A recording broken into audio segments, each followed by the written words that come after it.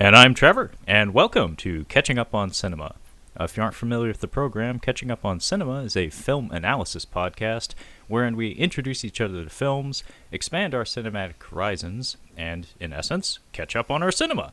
So, it is the month of March 2021, and we are in the midst of our March of the Monsters event month, where we've been covering the works of King Kong and Godzilla in anticipation of their imminent matchup that will be screening on HBO Max at the end of the month, as well as in theaters, if you have access to such locations and facilities. As far as I'm aware, I do not, so I will be doing the HBO route on the small screen with the big monsters.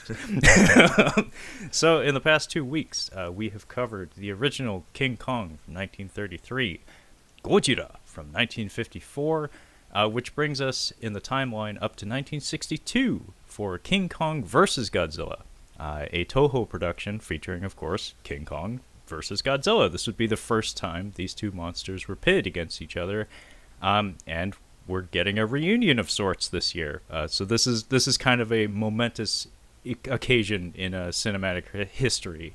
It's not the first time franchise monsters have been pitted against each other. We, of course, had like Frankenstein meets the Wolfman and all that shit. But in terms of scale, I think this may have been the first time we had like two giant franchise monsters go at it. Mm-hmm. In particular, two giant franchise monsters from opposite sides of the globe, which is kind of a cool thing when you think of it. I think that's why this concept has just a natural appeal to it. But it's kind of interesting how this project came together, Kyle. Did you happen to do any research or look into this at all? No, actually, I didn't really put too much thought into it. For like King Kong versus Godzilla, I kind of thought it was a marketing ploy. It's just like, let's see how we can get two countries of audiences to the theater. Yeah, I mean, that's ultimately what it always is. Yeah. I mean, there's a reason why the WWE does business in Saudi Arabia, and it's certainly not because there's artistic value in doing performances over there.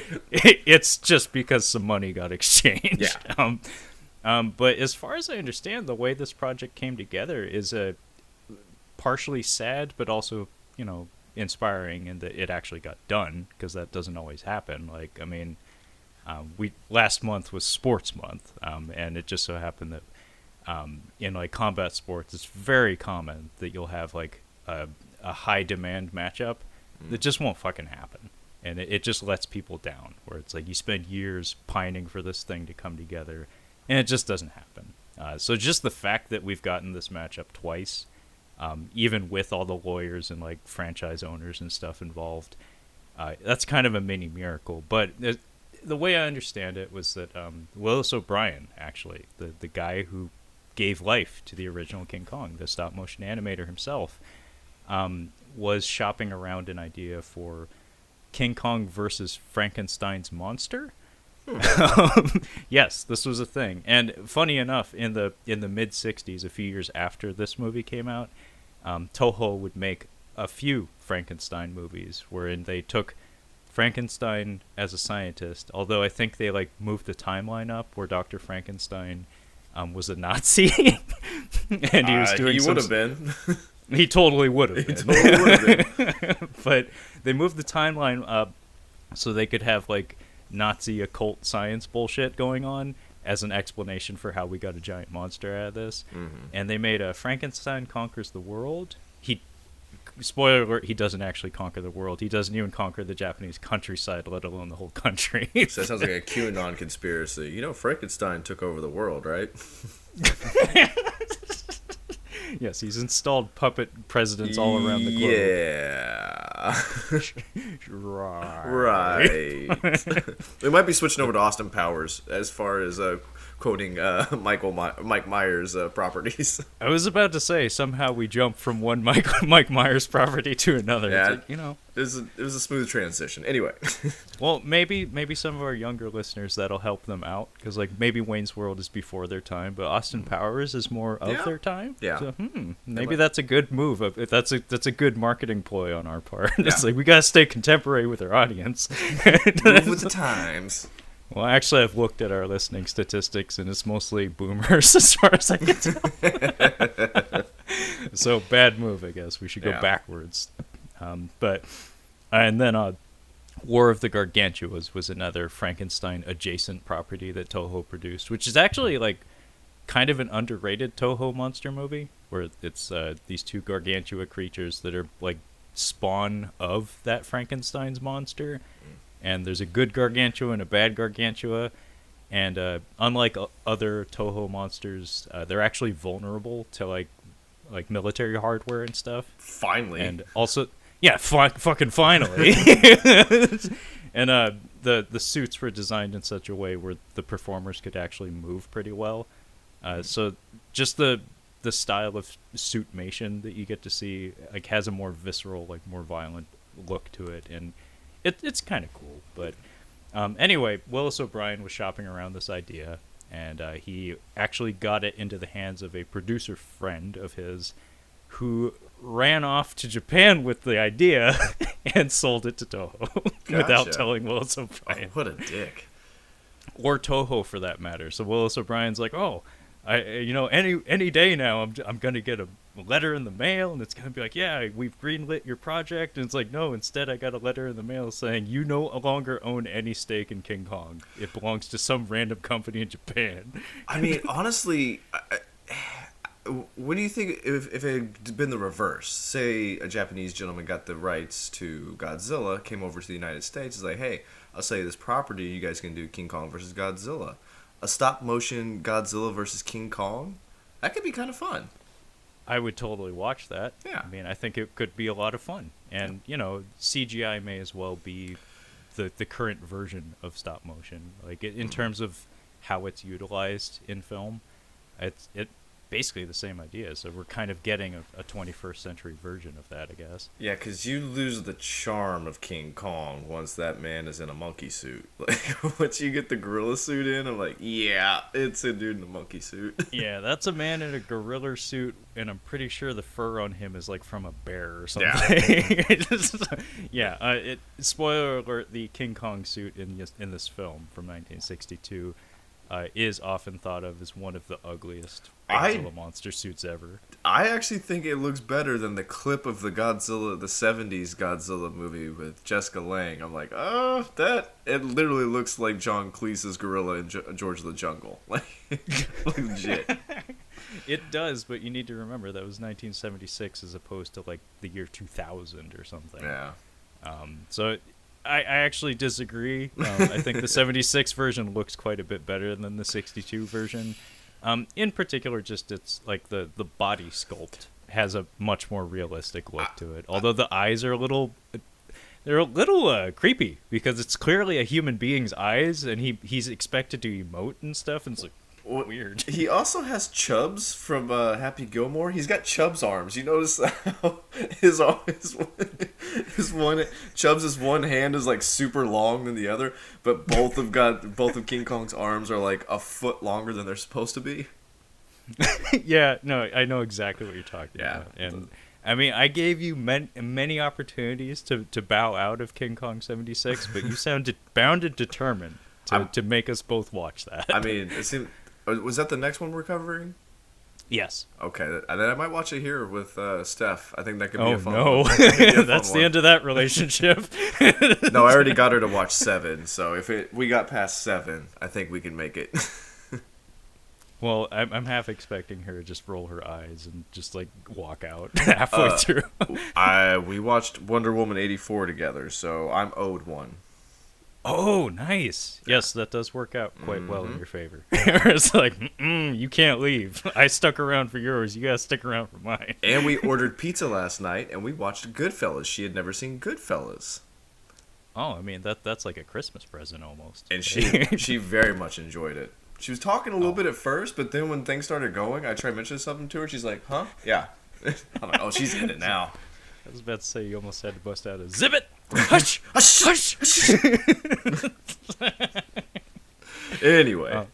But yeah, anyway, Willis O'Brien got dicked out of his own franchise, essentially. Poor guy. And Toho got a hold of the franchise, and they kind of fast-tracked this film. And as far as I understand, Godzilla wasn't in the front running to be part of this project because it's very, very, very important to note. In 1962, both of these franchises were kind of dead in the water. Yeah. Like King Kong would get screened in theaters like worldwide every so often, kind of like E.T. for a minute there. Like E.T. came out, and every 3 or 4 years or something, they would put it back in theaters because it was such a big deal. We were having a lot of fun in the 50s, though. I think that was kind of the thing. Like, Godzilla came out at the perfect time. Like, Godzilla, then we have the 50s and early 60s sci-fi boom. Like, there's a lot of good sci-fi movies right in there. Them. So it came out at just the right time. I'm not sure what the shift was in the 60s, though. What kind of movies we were doing exactly. What was hot? Well, that's actually a funny thing because you can kind of see a few strands of the DNA from what was going on in this film, and that would be beach party movies, Kyle. Oh. We were all about Hawaii. Okay. Elvis went to Hawaii, and the whole country followed suit. Well, we were getting into the James Bond films, weren't we? Yes. Yeah. Yes. And the Godzilla movies certainly kind of followed that trend. In like the late 60s and the early 70s, they really started to make pseudo James Bond movies that just happened to have monsters in them. It was kind of fucking cool, actually. But yeah, beach party movies were really big, surf movies and shit. Yeah. But in 1962, Godzilla at that point in time had only been in 2 movies, the original Gojira and Gojira no Gyakushu, Godzilla's Counterattack or Godzilla Raids Again, which came out the following year in 55 and wasn't very good. And then he just laid dormant until this project. And King Kong never really got Son of Kong didn't feature him. It featured like a white, smaller gorilla, and then Mighty Joe Young came out later. The old one's actually good. Oh, I'm thinking is it Helen Hunt? Maybe. Late 90s, though. Yeah, like yeah. 98, maybe? Yeah, I thought that's what you were talking about. Sorry. No. Mighty Joe Young, the original, came out, I think, in the 40s. Yeah, I think it was like the 40s. But yeah, 1949. That was very good. But nobody cared except for, the people who... It wasn't a King Kong movie, but it was made by Willis O'Brien and his associates and stuff. But... The most important thing is that in 1962, both of these franchises weren't really up to much. So this was kind of unusual that this would come together and do as well as it did. I'm sorry, the Mighty Joe Young from the 90s has 2 of my favorite people, Bill Paxton and Charlize Theron. Oh, damn. Like early Charlize Theron? Pretty much any. Yeah, it was early, but pretty much any Charlize Theron is nice to look at. Yeah. Oh, damn. Yeah. But Bill Paxton, damn. Yeah, that's a weird matchup, by the way. Very, very weird. But, I mean, sounds good on paper. I like both of them. It's like mixing barbecue with an expensive Pinot Grigio, which is like, I don't think those go together. Jesus. It's like, but yeah, I miss Bill Paxton. I do too. But that being said, how about we get to the movie proper? So, Kyle, it is customary for you to attempt to give us a plot rundown. Yes. A Japanese ad company are trying to cash in on a giant monster in the form of King Kong to sell pharmaceuticals, and they have to stop Godzilla and King Kong and also try to preserve King Kong at the same time. The King Kong thread in this movie is very strange. I'm sure we're going to dive into that. Yeah, it's a little strange. I'm not sure how 21st century audiences would react to some of the early Faroe Island sequences. Actually, it's a good half of the movie. Actually, like it's kind of unexpected how long we spend on this fucking island. And it's actually probably honestly that's my favorite sequence of the movie.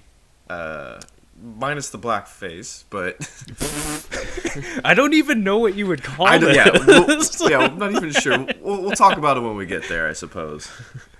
Yeah. So everything that guy just said is bullshit. I don't know why. That is like one of my favorite takeaway lines from My Cousin Vinny, which you being in law school, you owe it to yourself to give a rewatch if you haven't in a while. I've only seen bits and pieces, TBS bits and pieces. Oh, you gotta watch it with F-bombs preserved, because those are important. It's a Joe Pesci film, man. I was gonna say, like, I mean, we watched Goodfellas last night. I'm like, we could just keep the Joe Pesci train going. Oh, yeah, I really love My Cousin Vinny. My dad had me and my brother watch it.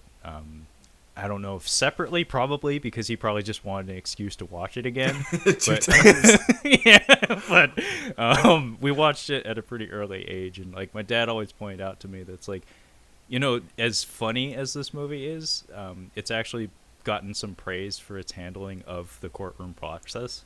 It's like fairly accurate, apparently. There is a guy on YouTube. He's a lawyer, Legal Eagle, and he breaks down scenes from movies, and like he's done It's Always Sunny in Philadelphia, which he is highly critical of. But he's done My Cousin Vinny, and I haven't actually seen that, so I'm curious as what he has to say, because he breaks down. He did The Social Network, and he's like, this is actually somewhat accurate. It's a lot of depositions. That movie's mostly depositions, but the way it's handled is a little off, he says. Well, it's David Fincher. He does this research, you would think. Yeah. But anyway, a movie's always got to be a movie at some point. Yeah. But anyway, so let's get into King Kong versus Godzilla. Yeah. And there may be some jumping around here because this movie does drag ass pretty badly, especially in the early goings. It's an unfortunate element of the pacing of this era of Godzilla film. One thing, like, before we get started, I'm sorry to always front load these episodes, but god damn it, I love them so much that I have to. I got to get it all out, otherwise I'll have nightmares. But the most important thing to note is that Godzilla had 2 movies prior to this. He had only faced another monster in opposition 1 time prior to this. So the template, the basic skeleton and framework for how a Godzilla movie was structured wasn't really set in stone yet. However, this movie kind of represents the maybe the most solidified example of what a Showa era Godzilla movie would be, and before he would turn into Friend to All Children, which would happen in the later 60s and early 70s and whatnot. But this movie is structured kind of like a prototypical Godzilla movie in a lot of ways, so just keep that in the back of your mind. But yeah, anyway, movie starts with our opening titles, which Kyle and I are both in favor of. Like a good front credits.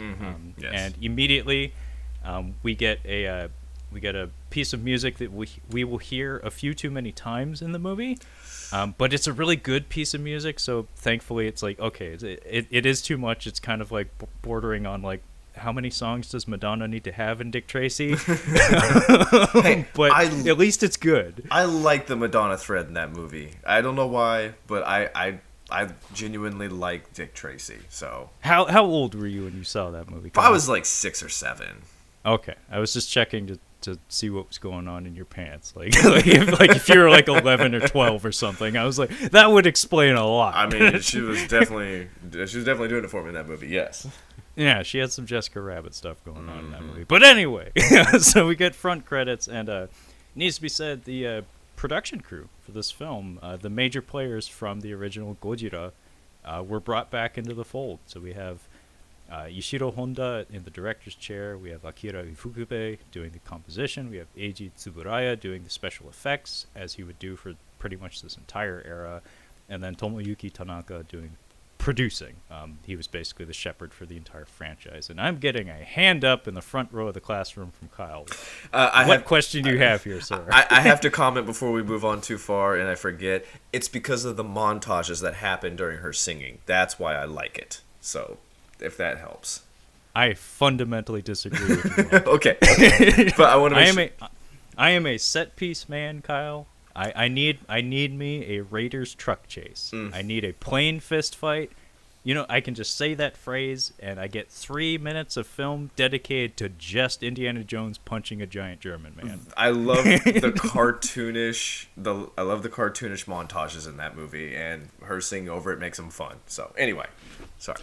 Okay. Anyway, we get our front credits, and Akira Ifukube needs to be said. He actually formed kind of his base soundscape for most of the Godzilla movies running forward in this movie.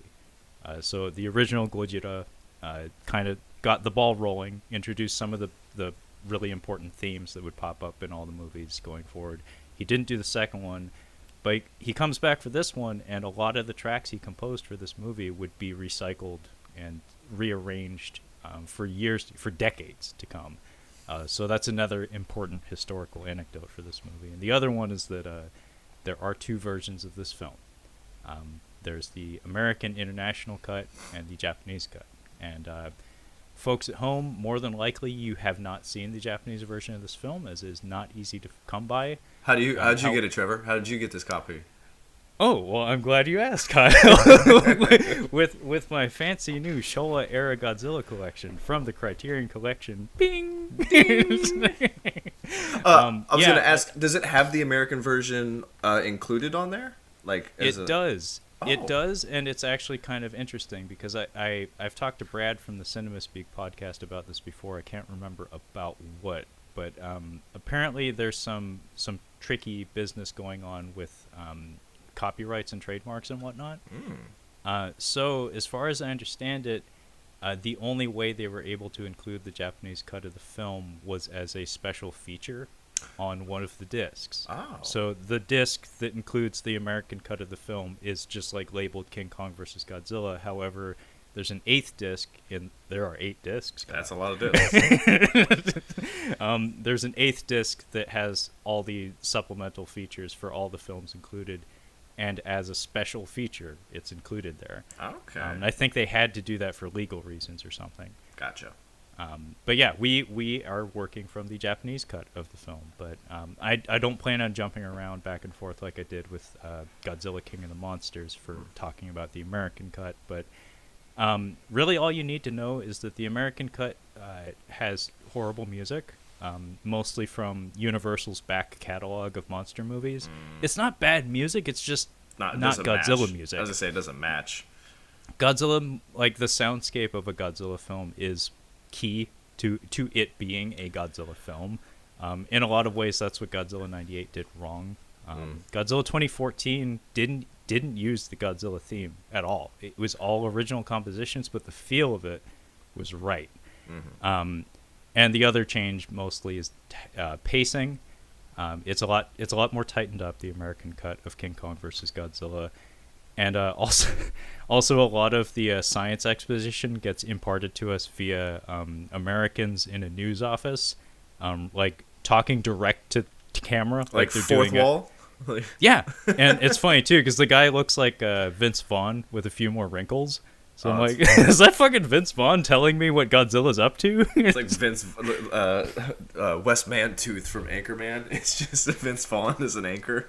No joke, he does look a lot like him. I'll see if I can send a picture of him to you. Maybe we could. That would be kind of funny if like Funny or Die was to do that. Like they put the Vince Vaughn over the American version of Godzilla and have him do the stuff. Oh, I bet you could have a lot of fun with that. Just like, well, I mean, there's two things you could do. You could have Will Ferrell and Vince Vaughn doing news reports amidst a Godzilla film. Oh yeah, and just running with it. And the other one, of course, would be JR and Jerry the King Lawler doing commentary for the fight. Okay, yeah, you can actually do that. Black out, King Kong is electrified! King Kong's got a rock! King Kong's got a rock, JR! The most electrifying gorilla in sports entertainment, by God! So I had a question. I read on IMDb that they actually mixed the Godzilla roars from the first two movies together to come up with this one, because this one sounds different than the original. Yeah, it's cleaned up. I don't like it as much. I prefer the original.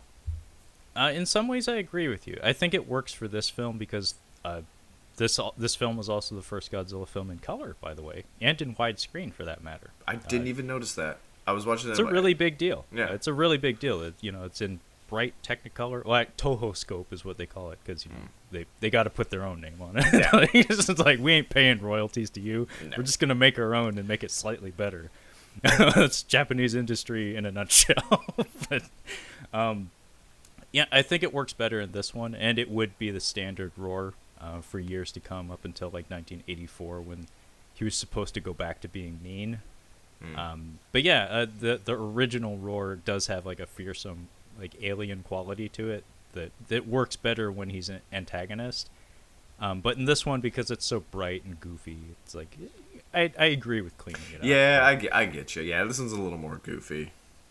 And speaking of goofy, the first thing we get in this movie after the credits, we're at the opening credits, is a obvious prop of a globe floating in space, and some science man talking some science bullshit, and then the camera pulls back and he steps into the frame and he continues to ramble about science bullshit, and we see that he's like on a studio, like a stage, being filmed for like a commercial or something. And then we cut to like a marketing office. Yeah, very familiar territory for you, Kyle, being as Mad Men is your go-to franchise. Yeah. And we get to meet one of our more important characters, Mr. Tako. Is that the cartoon character with the glasses? Yeah, it's weird because he is a talented comedic actor. However, like he looks like a Japanese caricature of like anti-Japanese propaganda. Yeah. It's like I don't know if you're aware of that, but over here, this is what we draw when we're talking shit. I say it's like Mickey Rooney in Breakfast at Tiffany's. Like it's kind of what we got here. But except an actual Japanese man. Except an actual Japanese man with Japanese sensibilities, but it needs to be said. I do like his physicality and his acting. He's a very skilled comedian. Like he brings a fun energy. Yeah.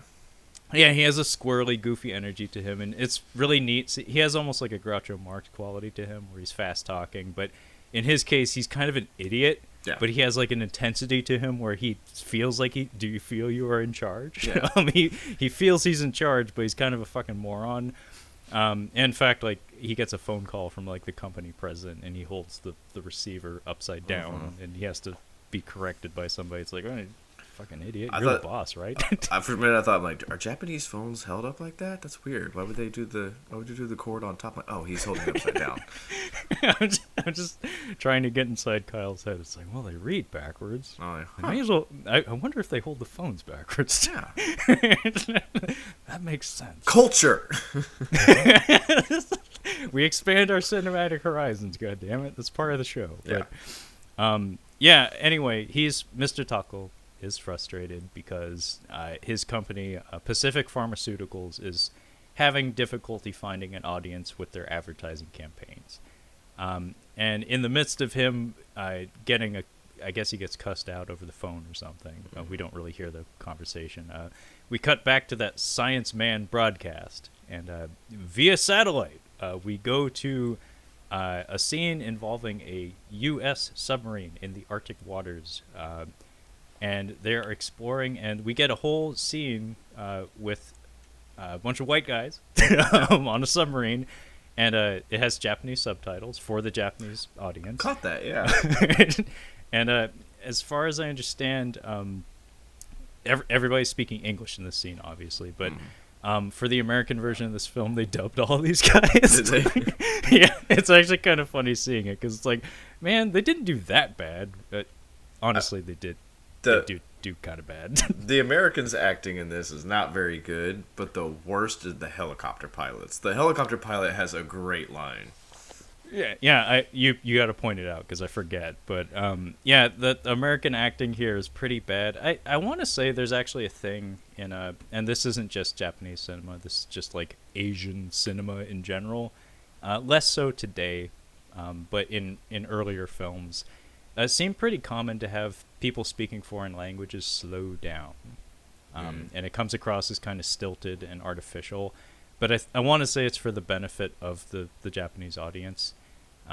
Because, they're unexpectedly having to read subtitles and stuff. And it's a totally foreign tongue. So everybody just sounds a little slower. They sound like Will Ferrell after he takes that dart in the neck. Whoa. You're crazy. I like you, but you're crazy. I love that scene. It's great. But anyway, they come across some sort of ominous glowing in a glacier in the Arctic waters. And a major difference between the Japanese cut and the American cut, I swear this will probably be the last time I do this, hopefully, is that here we cut back to Japan in the Japanese cut, but in the American one, we actually hold on the submarine sequence, and the entire sequence plays out. And I think it actually is to the film's benefit for pacing reasons. because we're trying to build tension here. And the Japanese cut, we keep cutting away from it, and we get like fragments of information. It's a little bit frustrating because honestly, the Japanese stuff isn't terribly interesting at this point. It's an ad agency. In a giant monster movie, I don't really care too much about advertising and commercials and stuff. It's submarine, yada yada yada, submarine, yada yada yada, submarine, yada yada yada, island. It's a little bit frustrating to say the least, but anyway, we cut back. I do like this submarine set that they have. It's miniatures, and we've got like an Arctic little water set that we've got. I think it looks pretty cool. I was like, oh, this is kind of neat. We haven't seen this before. I haven't seen this kind of miniature before. The miniature work in this film is mostly pretty good. I actually really do like this submarine. The interior is a little spacious for it's not Das Boot level claustrophobic. Motherfucker doesn't say down periscope. I was so angry. I think he might have said, he says something periscope, but I'm like, you have to say up periscope, down periscope. Come on. I mean, Kelsey Grammer made a whole movie named that. Seriously. That's doing it right. Yeah, you're right. It's not Das Boot levels, but yeah. It's a set. Yeah, it's a set, and it's really funny seeing the captain of the submarine because he looks so nervous. Like, he looks really uncomfortable. Like, he's supposed to be like the big badass captain guy, and he's sweating the whole time, and his eyes are bugged out. He's like, is that the right line? Did I say it? It's like, nobody's directing me. Like, there's a language barrier. It's like that Chris Farley sketch. For God's sake, I don't speak Japanese. That was a good one too. That was good, yeah. But yeah, we cut back to the Japanese ad agency, so Pacific Pharmaceuticals television studio, and we get introduced to basically our main characters here. So we have Tadao Takashima as Sakurai, and Yu Fujiki as Furue, or no, I think they call him Furue for the film, but I don't know. Do you want to come up with some nicknames for these guys? Bill and Ted. Bill and Ted, yeah, that's perfect because they're kind of interchangeable. The only difference is Sakurai is kind of serious, and Furue is kind of an idiot. In fact, he sounds like Barney from the Flintstones in the American dub. So I mean, Fred and Barney actually that wouldn't be too bad. Yeah. Actually, I'm going with Fred and Barney. Fred and Barney's fine, yeah. But we get to see Fred, and he's drumming in front of a camera to do a commercial for Pacific Pharmaceuticals, and it's actually kind of goofy how the script works for this film because there's a lot of breadcrumbs laid down that you really didn't need to in a weird way, but it's like you didn't need to do that, but it's actually kind of neat that you did. Now this is going to sound racist. I didn't realize these were the same dudes until that drum scene came back. I'm like, oh, he was the dude drumming at the beginning. I did. In my own defense, I broke this movie up between 2 days, so it was a bit of a gap. That's okay, Kyle. I'll defend you. Sakurai was wearing a hat, and his hair is magnificent. So if you cover that up, it's like, what are you left with? It's like, I mean, he does have luscious lips. I will give him that. That's an unexpected feature on a Japanese man, by the way. like that's rare. So good on him and his genetics. But what transpires here is basically we learn that he can play the drums. So put a pin in that. And apparently that's not his job. He's like an ad exec, but somebody called in sick or something. And he was recruited because they knew he could play the drums. So they report to Mr. Tako, and we immediately jump to the next scene where the three of them, including Mr. Tako, have a sit down with a Japanese scientist who is telling them about a new berry he discovered in way deep in near the Indonesian archipelago. It's like these big red berries that have somatic qualities to them, so they put you to sleep, and apparently animals love them. So I guess Pacific Pharmaceuticals wants to acquire more of these berries because they're a pharmaceutical company, and hey, it would be cool if we could get some stuff that puts people to sleep. But so this begins the process of them heading out to what would what will become a big marketing opportunity for them in Faroe Island, which is the name of the island where, spoiler alert, King Kong is located. And part of the reason for this also is that Mr. Tako is jealous of a rival Japanese pharmaceutical company and television studio that is broadcasting the submarine footage and stuff. So their generic science man broadcast can't compete with U.S. submarines in the Arctic footage, apparently. Boring days for TV. But we have a dinner scene where Sakurai and Fujita, who is played by Kenji Sahara. Mostly the reason why I'm pointing out all these actors is that they're like Toho stalwarts. Like they're part of Toho's like catalog of stars, but not only that, they're in lots of Godzilla movies. And Mie Hama is also here, who I believe went on to be a Bond girl. I was gonna say she looked like she might have been a Bond girl. Yeah, actually, they had a couple of like big leading ladies in this one. Akiko Wakabayashi was the other one, and I think Mie Hama played the Bond girl in a. You Only Live Twice. That's correct. Yeah. Yeah, she's gorgeous. She's a Bond got girl. good features. Yeah, for fuck's sake, you got to do something right to be a Bond girl. But we have a dinner scene where really all that's important here is that we get to see Fujita has a special wire that he built himself. So it's like an invention that he's working on getting patented or something.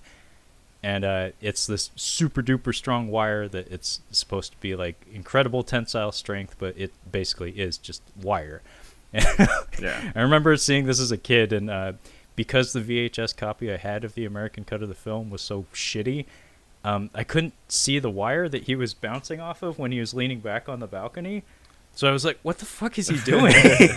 Like, because it is a wire. You can't really see it, but he demonstrates the tensile strength of it by basically hanging off of a balcony, and he very easily could have killed himself doing this. Easily. But yeah, really all this scene does is demonstrates that we have a wire that can carry heavy objects, put a pin in that as well. And also Sakurai has he has a weird relationship with Fujita, because Fujita is banging his sister. I was gonna say, I thought this was a cuck situation. I'm like, what's going on here? Yeah. I was like, this is I very. hadn't thought of that, but you're right. I'm like, this is really racy for a '60s movie. I'm like, we've got, she's banging my neighbor tonight. I'm like, I got to go over there. I legit thought that's what was happening until later. She said something about like brother or sister. I'm like, that makes sense. Yeah, I hadn't thought of that, but you're totally right. the way it's telegraphed us, I'm like, I'm not sure how to interpret this, so I'm going with that. Yeah, and it's kind of weird. There's a weird energy here too, because like he's trying to like flex his big brother muscles, but he's really ineffectual at it. And yeah, they live next door to each other in the same apartment complex. It's a little weird. I'm like, damn, Japan was progressive. All right. But yeah, this is also where we get the funny comedic bit where he's trying to flex his big brother muscles, and he points out that, hey, his steak is bigger than mine. Yeah. It's like, shut the fuck up and eat your steak. She made it for you without you even saying anything. I'm wondering, now that you mention how this came about, like how the rights were sold to the studio so that they could make a Godzilla versus King Kong movie, there's a few things in this that seem kind of American, and specifically this meal. This was like a staple. It was like steak. That's what you have for dinner every night, steak. But also the approach to like trying to capitalize on King Kong. It's like, no, we're going to use him as a marketing campaign. I'm like, that's an American idea right there. Yeah, very much so. I wouldn't be surprised if some elements of the film were structured the way they are to attempt to appeal to like international audiences. However, a lot of that got cut for the international cut of the film. Oh, so this movie came out in the Madison Avenue heyday. Like, this was the Mad Men era. Yeah, that's correct. And you can tell, like, just based on, like, it needs to be said, all of our main characters are, like, socialites, like, metropolitan people from Tokyo. There have been other Godzilla movies that took place in, like, the boonies and stuff and had a very different feel to them. However, in this one, it's like, no, everybody's dressed in, like, very modern Western, like business casual attire. For fuck's sake, Sakurai is like a jazz drummer. Like you said, they serve steak. And a scene that's cut from the international cut of the film, which directly follows this dinner scene, is a like a going away party for Fred and Barney, where most of the women are dressed in like traditional kimonos and stuff. And it's like I could totally see like an American producer being like, I don't know what the fuck's going on there. Get that out on this film. I think back then they might have had different accents. I think the producers might have been a little different. Yeah, actually, it's kind of interesting. Like a thing that pops up in a lot of dubs for Godzilla movies of this era is attempts at like pseudo Japanese accents from the dub actors, and it always comes off as it's pretty fucking bad. This one didn't really do that. They mostly just say their lines straight, and actually, the dub for this film is pretty good. There's some other dubs that are also very good, like King Kong Escapes, I think was actually dubbed by Rankin Bass, who it's just voice actors for cartoons from that era. So they're all aces. They all know how to do their fucking job. But yeah, this one doesn't fall into the trap of having like, oh, what are you doing here? You're not supposed to be here. Like 90s Jackie Chan movies. All right, Chad, can we take that again? But yeah, in the Japanese cut, we get this going away party. Nothing really important happens here, which is why it is cut from other versions of the film. But we cut back to that submarine, that gosh darn submarine that's now trapped in the glowing glacier. So they're going through like emergency procedures, and they're leaking tang, I guess. Yeah, it's green tang. Yeah, that's their emergency visual signal to any like helicopters or planes that fly over. So they let that out. They spring a few leaks. Actually, decent tension building in the scene. I like all the submarine scenes in all the Godzilla movies. 84 has a really good one, like a really good one. It's a USSR submarine that Godzilla runs up upon, and it's pretty good. Like, it works out well, and Godzilla thrashes them pretty good. But long story short, this scene ends with them waiting for rescue and preparing to abandon ship. I'm not really sure how you do that in a submarine. You jump into the water. That's how you abandon ship. But you have a glacier on top of your hatch. Yeah, it's not. I'm not gonna lie, Trevor. It's not gonna be easy. Yeah, and you're gonna be dead within a few minutes. Having seen Das Boot and stuff, Kyle, why would anyone volunteer to be in a submarine? I've never understood it. I can't wrap my head around it. It's insanity. I mean, it's scary enough just being out on a boat, but a fucking submarine, it goes down. I never understood it. It seems terrifying to me. I don't want to be on a submarine. I don't get it. Yeah, and everywhere you go, there's like sweaty dudes and gals rubbing up on you. You've got somebody's unwashed anus hanging over you whenever you're trying to lay down and catch some sleep. Oh yeah, you have food in your bunk because that's the only place to fucking store anything. Well, you have a nuclear reactor next to the toilet. I mean, I know in some divisions they hot rack, which means you have more than one person sleeping in a rack. So yeah, which is gross. But I don't know what the voluntary enlistment status was for Germans in the 1940s or late 30s, early 40s. Not real sure. It might have been, hey, you're going on a submarine. So I'm not sure. Yeah, I could totally see that. And I mean, there's something to be said for the old school fisherman's mentality of I'm more at home on the sea than I am with folks on the shore. But you take that to an extreme, maybe that's what you get for submarine people or something. It's tough. It would be a tough gig. Yeah, it is. I cannot possibly imagine what sort of past you would have to look at the prospect of going on a submarine and viewing that as a positive. Nah. Anyway, the submarine catches fire, and we hear Godzilla's roar. So we haven't seen him yet, but his name is on the marquee, and we heard his roar. It's Godzilla. I've yet to have a good Godzilla coming into the movie, because the first one is really, really goofy. Just him popping his head over the mountain. This is just like some ice breaks, and then you're just like, oh, there's a Godzilla in there. I'm like, this is how he's entering now? Come on. I need a good Godzilla entrance. Yeah, it's been said that Godzilla's entrance is often a tone setter for the entire film, and it is always a really important element of all of his films. In fact, there was a website a long time ago that kind of documented this, where they had like isolated clips of just his entrances and did like mini reviews for all of them. And this one is an okay one. It's not great. First one, like you said, is goofy. Second one, I think he just shows up just kind of like King Kong in this one and in the original King Kong. He's there's there. A Godzilla. Yeah, he's just there. He was there the whole time. But anyway, the sub goes down, and then we cut to Fred and Barney and their guide, who is in brownface, arriving on the shore of Faroe Island. They're like, it needs to be said, they're dressed up in like generic, like stereotypical safari gear. Yeah. Yeah, and they have like Winchester rifles that are like loaded with firecrackers, because I think Japan used to have some like really, really strict regulations on guns, even in film. Because I've noticed this, I can't be positive, but almost every Japanese film I've watched from like the year 2000 and backwards, the muzzle flashes are always pink.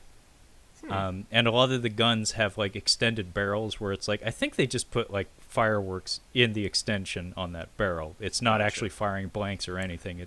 I want to say it's like a Japanese government thing or something, but yeah, they have pop guns essentially. So ineffectual pop guns.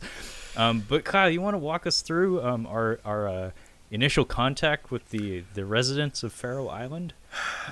So I've noticed several things that are borrowed from that first King Kong movie. We're going to the island and we're meeting the locals, quote unquote.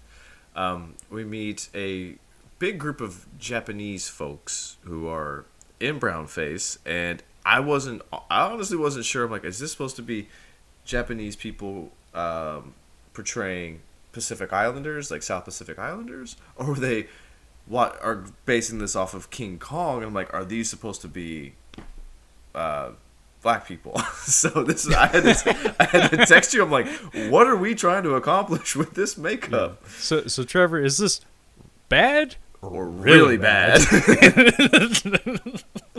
I wasn't sure. Based on the geography, like we do get an old man with a Dr. Wily mustache pointing at a map, and it is, I mean, who knows? Maybe he was drunk on the set and he just like his finger listed wherever it went. But he points somewhere in like deep Southeast Asia, like neighboring Indonesia, which would suggest like dark-skinned Asian folks. Yeah. But either way, it's native peoples. You can be offended by this if you choose, but my perspective is like, who would be offended by this? Because we don't even know what these people are. They're from a fictional island with a fictional culture. Their ethnicity is not identified. But yeah, anytime you see people wearing skin tone makeup, it's a little weird. You could be offended. It's fine. It's not going to change anything. So yeah, it's not going to change anything. The movie's already in the can. Can't really fix it. Yeah, but yeah, it is what it is. But anyway, our initial contact with the island residents, kind of similar to the original King Kong, except played up for comedy. Starts out slightly hostile, but we start talking. No punches, no gunshots, no arrows slung. Just we get to talking. We just chit chat. And yeah, just chit chat. It's a little hostile at first because like, I don't know you. Yeah. Like, you're a new guy here, and you're it's like, I don't like your hat. It's shaped like a bowl. It's weird looking, but the situation is resolved by Fred and Barney sharing a transistor radio with the chief of the village, and it starts playing some goofy jungle-themed Japanese pop song, and all the natives start laughing and cheering, and they have a good time. And it's actually like a legit kind of funny comic moment. And then they start passing out cigarettes, because that's what you do. Yes. Again, like American kind of shit. It's like we would probably do the same thing. Get them hooked. Yeah. Yeah, and there's a funny beat where a tiny little boy is like doing a puff motion with his fingers, and they're like, "Oh, you're a little young, but like, don't narc on me here." So they actually give it to him, but I think his mom like snatches it from him. But Anyway, they're in good with the villagers now.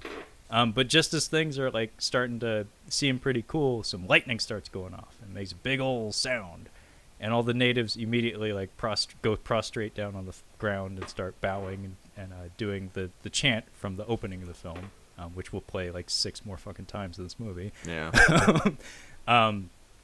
And Fred and Barney come to the realization that it's like, oh, there's not a big monster here like we were told.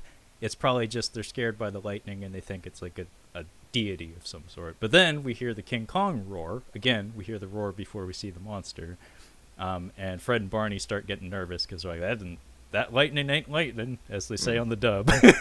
But eventually they go down on their knees, and it's again like played up for laughs because they're like literally like their knees are like knocking back, like shaking. It looks like a cartoon character. But real quick, we cut to Fujita, who is... This is really sloppy in the Japanese cut. It's actually streamlined a bit in the American one, where they just say he went on a plane ride that crashed.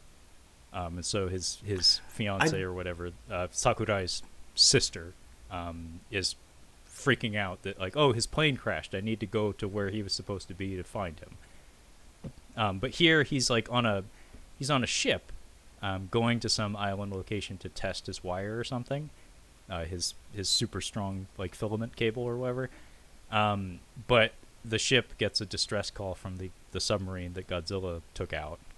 So they're like redirecting or something, and we get a line of dialogue saying he's going to get off the ship at an earlier stop or something. So all you're really supposed to get from this is that he is on a ship that will later get sunk, and his fiancée or whatever thinks he's dead. It's a little confused, but we cut to the Americans on the chopper. And Kyle, you said there was a choice bit of dialogue here you wanted to point out? I didn't get the line. I figured you would actually get the line, but whatever the delivery is, it's really funny because it's a dude. It's an actor reading a line. It's not a character saying something. He's just like, "Look, there's the submarine down there. It's hit the ice." As simple as that. Yeah, it's pretty bad. They're not especially good actors. No. But this is where we finally get our reveal of Godzilla, where we have a bird's eye view, like a perspective shot from the helicopter cockpit, looking down at the glacier, and we see the Tang floating in the ocean. So they found it, and then the glacier bursts open. I'm listening to it right now. Look there, Al. It's a yellow dye marker marking the submarine. Yeah. Let's go take a look. It's very cheesy. Yeah. But yeah, it's a cool camera angle because it is like the movement of it is mirroring that of like a helicopter flying over a giant glacier, and it bursts open, and we get to see Godzilla claw his way out of this glacier, and we get like a snap zoom on him when he's fully revealed. It's kind of, and then the helicopter pilot, of course, yells, "Oh, it's Gojira!" But it's kind of a weird connection to the previous Godzilla movie because it's not an especially popular or good Godzilla movie, but the second Godzilla movie, the one that preceded this one, actually did end with him being buried in ice, like in the north of Japan. So this is like a direct connection to that previous movie. So you could argue that this is part of like a trilogy, the first 3 Godzilla movies. And in fact, the ending of this one ties into the next Godzilla movie kind of perfectly because they fall into the ocean and he gets washed onto Japanese shore via tsunami. So weird bits of continuity that I don't know who cared, but somebody did. That's better than not caring, I guess. Yeah. Anyway, very shortly after the sequence, almost immediately after, Godzilla comes upon like a military base. I don't know whose base it is. Like, where the fuck is this and why?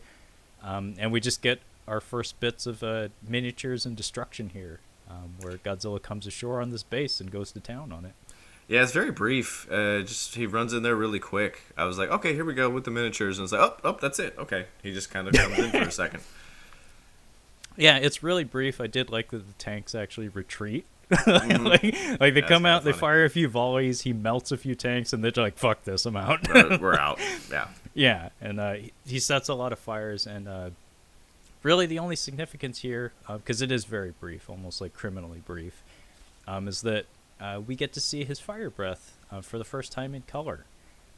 So the previous two films were in black and white, and so this would be the first time that we, the audience, would be privy to the fact that, oh, his fire breath is blue.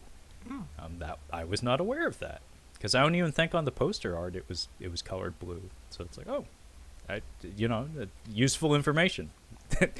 But this is we cut from here to like a defense agency in Japan of some sort. Like the self-defense force, and we have Science Man, played by Akihiko Hirata, who played Dr. Serizawa, aka Eye Patch, or Cyclops, as Kyle often calls him. Yeah, Cyclops. From the original Godzilla, and he is here to just dump science factoids, aka science bullshit. So he theorizes that Godzilla is most certainly coming to Japan because behavior patterns in other kinds of animals suggest that they have like mating patterns and like familiar territory of some sort. So it stands to reason that Japan was his home at some point, so he's just inexplicably drawn to it. But we cut to Mr. Taco real quick, and he's flipping out because he wants a monster of his own because Godzilla's getting all the headlines. He's like, God damn it, I have an ad agency to run here, and all the newspapers are printing these days is about Godzilla returning and, coming to wreck Japan's shit again. He's like, no, if they're going to publicize monsters, I want it to be my monster, God damn it. So he's trying to get his boys on Faroe Island to investigate the deity. So this is where they're starting to make some headway into getting to where we all know a King Kong story will inevitably get to. Yeah. And the I don't know, modern civilization touches the primitive island civilization and takes something away from it. Really, really troubling thematic stuff. But anyway, we get a glimpse of King Kong finally on the island. It's just like half of his head and maybe part of his shoulder. Yeah. Where he causes a rock slide. Yeah, he comes in and does he drink the goo first and then kind of goes to sleep? Because when do they start singing and dancing? So, big sequence that happens here. So we go on an expedition into the jungle. King Kong causes a rock slide. There's also a funny rubber lizard moment where somebody does a giant swing on a lizard, which actually, again, it's like a weird detail that I don't even know if the filmmakers were aware of it, but it's like, we'll actually see that bit of choreography in the climax of the film, just like with a different mammal and a different lizard. Yeah, so it's a weird connection, but anyway, I noticed it. But the big thing that happens here is the giant octopus, Kyle. Yeah, the giant octopus is kind of fun.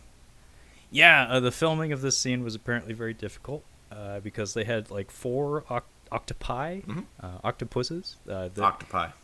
Mm-hmm. Let's be proper here.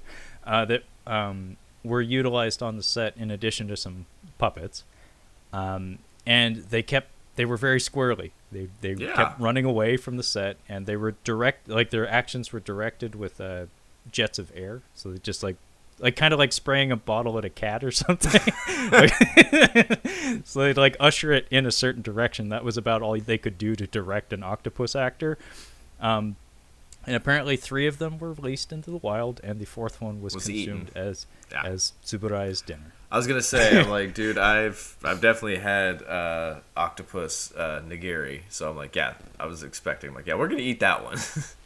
It's fucking delicious, but these days people have feelings about octopi, so I'm sorry if you the listener feel differently. Yeah, I'm not a fan of octopus. Eating it, I don't like the texture very much. It's just not really worth it, and also they're really smart, so it's kind of a shame to eat them. That's why people have kind of turned their back on the idea of consuming octopus, because they're regarded as very intelligent. Same with cuttlefish. Now, eel, I will eat the fuck out of eel. Eel is fucking delicious. It's so good. Yeah. But anyway, this scene plays out where basically the Faroe Island residents, they have a cache of the red berry juice, which is actually why we came here in the first place.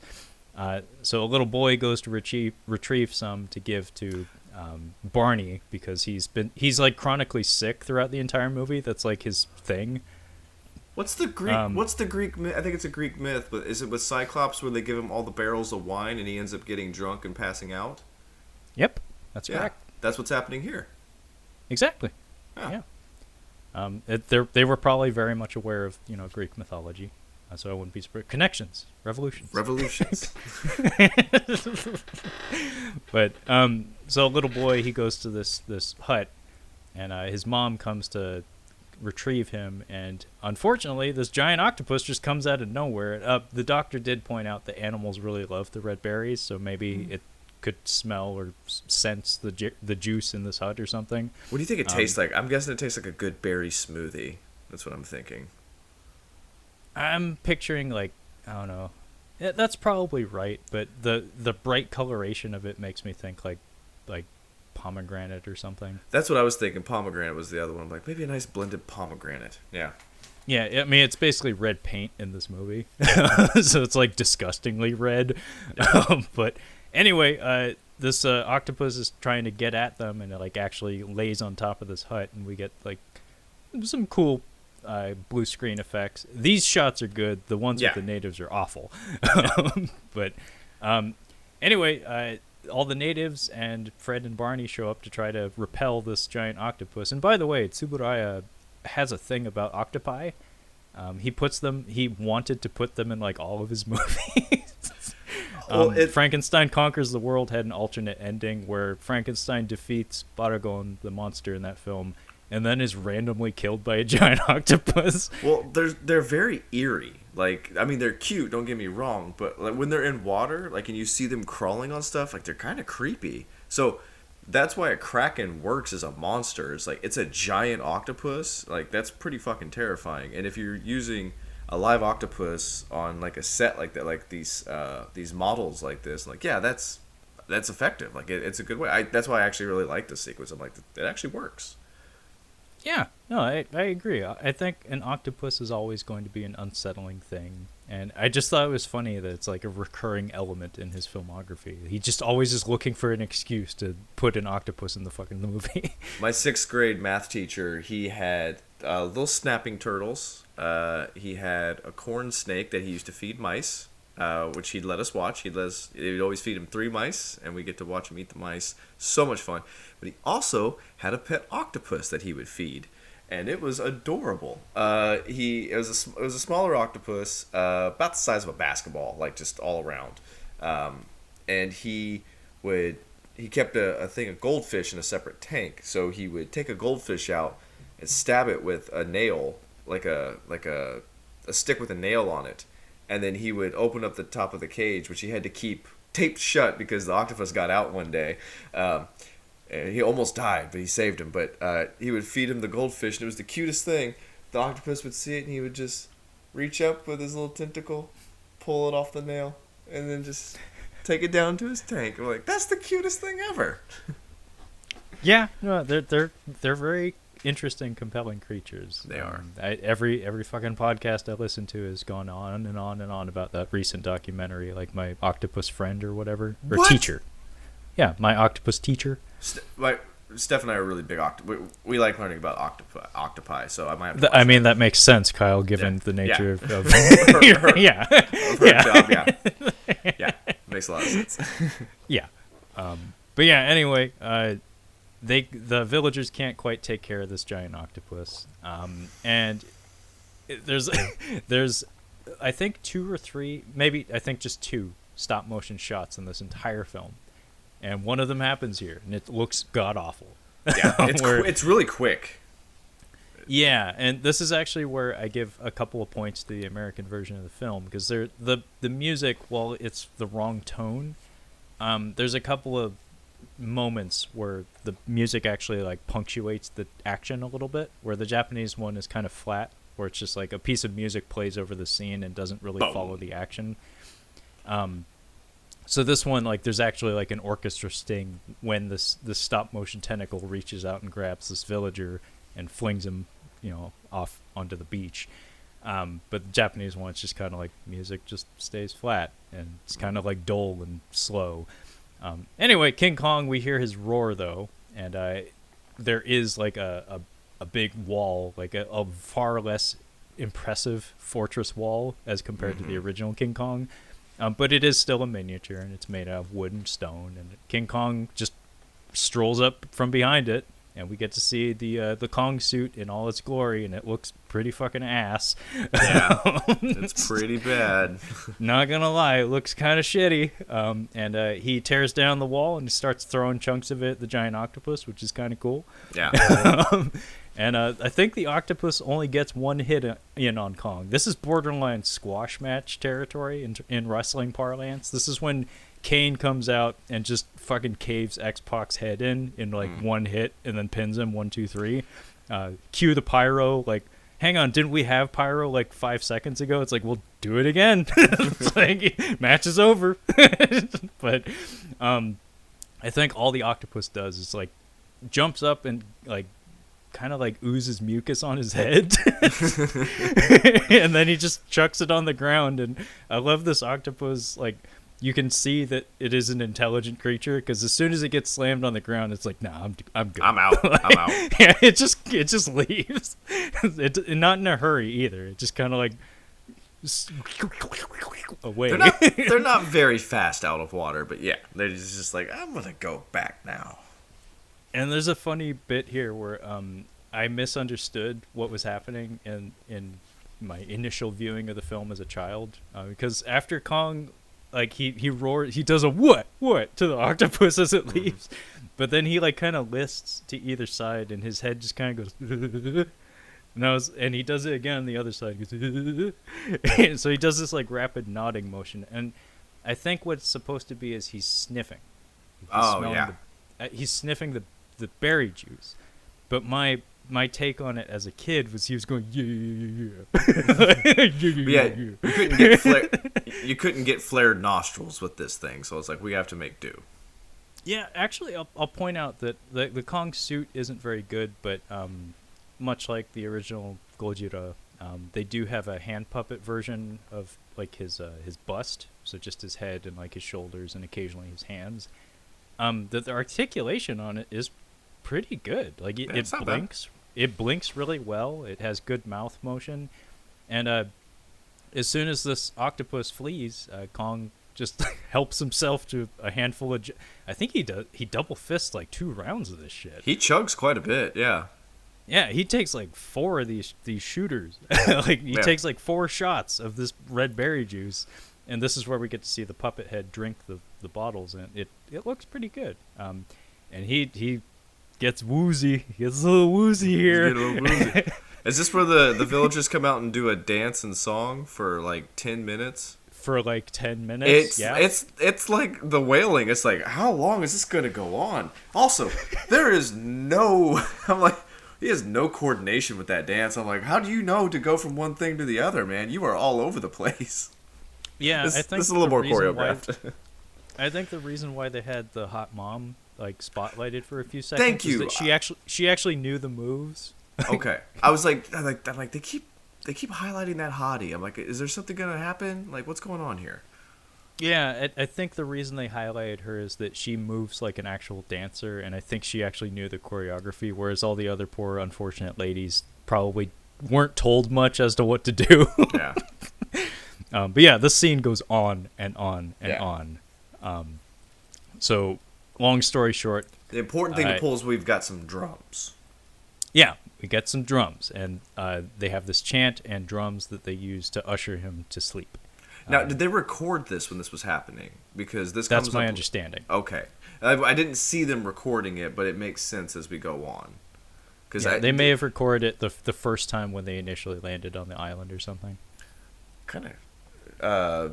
Yeah, they might have recorded it because I thought maybe I wasn't sure if it's diegetic or non-diegetic when it's happening at the end. I'm like, is it just supposed to be in spirit? That's what the drums are representing, or are they actually blasting the vocal part of the dance that they're doing? I can't actually confirm because the speakers they had set up very easily could have just been amplifying the drums, and then superimposing the villagers dancing and chanting. That could have just been like, you know, you're supposed to get the idea that the drums are being accompanied by that in the eyes of the listener. So like in Kong's case, he hears the drums and then here's the chance in addition to it. It's not really important, but No, it works either way. However you want to interpret it. Anyway, news hits Japan that King Kong has been captured because, of course, Fred and Barney see a sleeping giant gorilla and decide, it's a great idea. We should strap him to a raft. Oh. Man, what is with these Kong movies and rafts? Dude, it's just slap them together in 5 minutes. I didn't have a chuckle at this, but there are a couple of scenes as we move on that I was laughing out loud because there's some funny stuff that these animals do. Also, we just know what King Kong is. Like, we don't even mess around with trying to name it. It's like, nah, it's King Kong. We're not gonna worry about trying to explain to the people. They know what it is. We know what it is. Let's just keep moving. Yeah, and this is pre-Donkey Kong as well. So Kong wasn't really a thing aside from King Kong. So it's not like today where you say the word Kong and instantly everybody thinks gorilla. Or Sasquatch. We just know what Sasquatch is. We all just know what a Yeti or a Sasquatch or a Bigfoot is. But yeah. Anyway, we do get a bit of dialogue here comparing King Kong and Godzilla to that of a wrestling match, and then all the main characters in the room roll their eyes to that, but we, the audience, are like, it's totally a wrestling match. But Mr. Taco, he finds out that his boys have captured a giant gorilla, so he's excited and he wants to go out to greet them. And I love his body language when he's coming down from the helicopter. His knees are turned inward like that. And he's holding this rifle like it's gonna explode on him or something. He looks really uncomfortable. Oh, he's straight screeching. He's like Dustin Diamond in Saved by the Bell. That's how goofy he is. I'm like, he's even more goofy when he gets onto the boat. Yeah. Do people miss Screech, or I feel like he wasn't very well liked when before he passed away. Yeah, no, he wasn't a good person. Yeah. It's unfortunate whenever anyone passes. I unfortunately didn't have any connection to Saved by the Bell whatsoever. In fact, the only thing I ever saw Dustin Diamond in was Celebrity. No. It was that Weight Loss Club or whatever. It was like a E or a VH1 show where it was a bunch of washed up celebrities in a fitness camp, and he was always an asshole. Yeah, he's kind of a dick. That was a joke on Family Guy. They brought up Dustin Diamond, and one of the guys was like, I don't have any respect for who you are or what you do. That was the whole joke. Yeah, he kind of got a bad rap on. I think there was also a celebrity.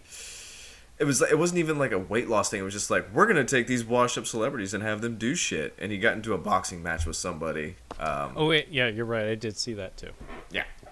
I forget who he fought, but I also saw Vanilla Ice on that same card. Yeah. Danny Bonaducci with Danny Bonaducci was the big one. Yeah, I'm sure some people might miss him, but not a lot. From what I can gather. That's fair. I know nothing about the man, so I'm not gonna say anything. Yeah, we're not gonna speak ill of the dead here. I was just curious if there were details I missed out on, but it sounds like no. But anyway. Tako lands on the ship, and in the meantime, Miehama, Fujita's fiance, she reads the newspaper and discovers that the ship he was on has sunk. So she's like, "Oh shit, my guy might be dead." So she is heading up north to Hokkaido to investigate. Maybe he survived, or maybe he got off there. She's not sure if he's alive or dead, but she needs to go check it out. I think this is my problem with the movie. Is we're not investigating the monsters, and that's what makes these movies fun. It's we're doing other shit. I just kind of had that. I agree with you in the first half, but I will say this much: in the Japanese cut, in particular, when both of our monsters are on Japanese soil, it turns into just straight up monster shit for the last half of the movie. It takes a while to get to that. It was my problem. I mean, we're halfway through this movie and both monsters are still not yet on Japanese shore. Yeah. This is one of those things. Actually, this is a thing about Godzilla King of the Monsters, the most recent one, not the '56 version, that I was critical of other critics about, because they're like, "Oh, the human character's boring. It doesn't really do shit until you get to the very end." It's like, have you seen a Godzilla movie? Yeah. Uh-huh. That's what Godzilla movies do. That's what they do. It's like if you were raised on this format, this formula, it's not a surprise. You can't really roll your eyes at a thing that's been doing the same thing for decades. Like that's your problem if you can't appreciate it. But there's a way to do it well, which and it's been done well. And it needs to be said, this is the first time this particular format is being introduced. Yeah, we're in uncharted territory here. We're in something completely different. We're figuring different. It out as we go. Yeah. And even the tone, it's this one's actually fairly goofy. Some other Godzilla movies of this era would become more serious, but this one's intended to be fun. Let's keep this in perspective. There's no right way to bring in multiple monsters because we are dealing with monsters. Like, this is completely goofy. However you want to turn it, it's goofy stuff. So as long as they appear and kind of cool, they succeed. They succeeded with the movie. Yeah, that's my take on it as well. And, that's actually a thing that the American cut kind of fudges a little bit is because of the soundtrack, because it's like straight up like horror movie music. Even the monster action is tainted a little bit, where it's like, dude, did you even bother to watch what the choreography is for these monster fights? Like, this is fun. Like, this isn't meant to be serious. This isn't like a titanic struggle to decide the fate of the universe. It's like, no, this is literally a giant monster wrestling match. We're swinging a giant lizard by its tail. Like, it's pretty goofy. Suspended on fucking wires. Yeah. It's fucking goofy. But anyway, so Miehama takes off to Hokkaido. And meanwhile, on the ship, Fred, Barney, and Mr. Taco encounter the Japanese Navy. And we have actually a legit kind of funny moment where the naval really officer, funny. Yeah, he's like serving them notice basically. Yeah, he does it so well. He's just like, all right, so which one of you is the owner of this animal? I'm like, oh, it's a trap. Don't answer that. Run, Taco, just run. You will wait until you speak to your attorney. Yeah, just hop in the raft and run. Don't acknowledge him. Oh, it's mine. So it's yours? So you're saying it's yours. Okay, you are financially liable for all destruction. Also, you are being arrested. Well, not arrested, but you are being sanctioned. Yeah, it's actually very clever, very funny, like Japanese bureaucracy jokes here, where like basically like this guy is doing this totally po-faced and ultra serious, like reading him this notice, like saying like, okay, well, Japanese government's saying, nah, you can't bring the big gorilla to our country. If you choose to, you will be fined. You will be summarily fined and/or imprisoned. Yeah. And Taco's just like, oh fuck! Like, I take it back. He's not mine. No. But I like that Taco refers to Kong as his client. Nice.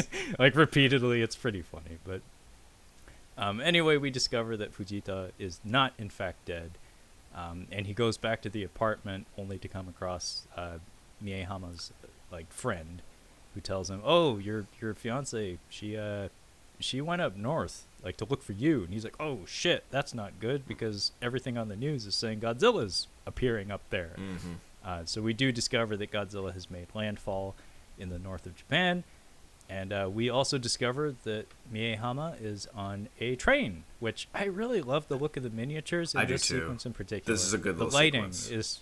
It's like at twilight kind of, so there's like sunset and it looks really cool. Just there's like a bit of fog in the air as well, and I love the design of the miniature train, how they even bothered to put like little figures in there that cast shadows on the windows. I'm trying to compare it. So it's like we spend less time with the miniatures, but what little time we get is still really good. And I think they tried to do a little bit. I did notice a bit more detail. Like we're actually trying to put little people in there. I think the ship does a really good job because there's a really good shot of the ship at one point where you can see a couple of folks on there. Yeah, it's actually kind of goofy looking because it's from above and you see it like little dolls. Yeah. And I love the one shot has one holding a yellow umbrella because Taco has one out to like because the waves are splashing on the ship. So it's like attention to detail that I really appreciate. But we do get a little bit of destruction here where Miehama is on the train, and we do get to see Godzilla. And by the way, one of his like core theme musics, like I said, was introduced in this film, and it plays over most of his scenes, including this one. But yeah, her train gets smashed by Godzilla, but not before she escapes on foot. And we get like a Like I said, man, Japanese, they know how to shoot evacuation scenes. This was very poorly done by the character in this movie. They're like, okay, the train's going to stop here. Instead of saying, can you please get out of the train in an orderly fashion, he just is like, fucking Godzilla's coming! And then they all start panicking, and then you can see a conductor like everybody calm down. I'm like, we're way past calm down, man. We have to run for our lives. My friend, you blew it when you got on the mic. Like, you got to do that right, because you fucked that up. You're gonna have panic on your hands. You just say, okay, everybody start getting out of the train. By the way, Godzilla's coming. Wait till everybody starts getting out of the train. It's like, if you could please. Everybody, please just go ahead and start getting out of the train. Godzilla's coming.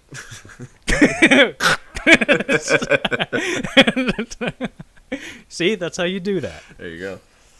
Yeah, make sure to throw a kudasai in there just to make it official. Did you say Casey Ryback? That's a Godzilla movie that we missed out on. Yeah. Steven Seagal being bombarded with growth rays, like radioactive growth rays, and doing Aikido on Godzilla in the streets of Tokyo. I actually am picturing it. I can see it. It's. I see him hey, Godzilla! You think you're a big man? You think you're a big tough man? Well, come on, big tough man. Put your hands up. Oh, his time is you're coming. A tough guy. Oh my god, that would be amazing. Yeah. Because there's no way he would allow himself to get touched by Godzilla. I'd rather watch that now with his fat ass flipping a dude in a Godzilla costume.